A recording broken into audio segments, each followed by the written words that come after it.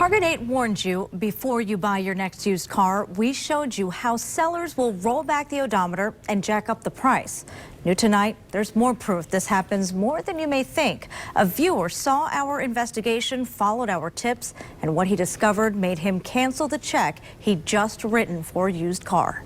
When Target 8 followed a tip on an old car for sale. Only 126,000 miles. Engine is clean. Did you say what, 126,000 miles? Yes. Okay. Close to 127. Engine always kept clean.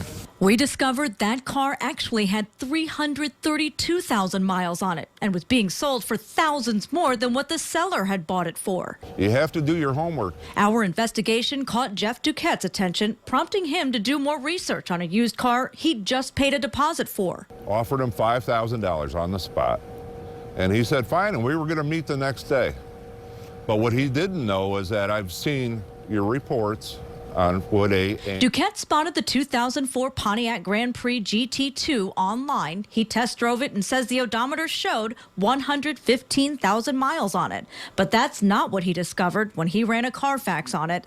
December 6th of this last year was reported with 221,000 miles on it. Duquette says the car had 100,000 more miles on it than what was advertised. He texted the seller about it, who responded, "I'm sure it's a mistake." But Duquette didn't want to take a chance. $5,000 for a car with 221,000 miles on it?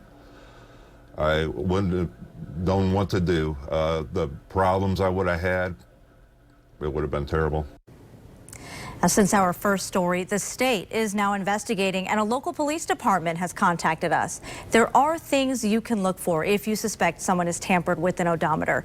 We have some helpful links with this story on woodtv.com.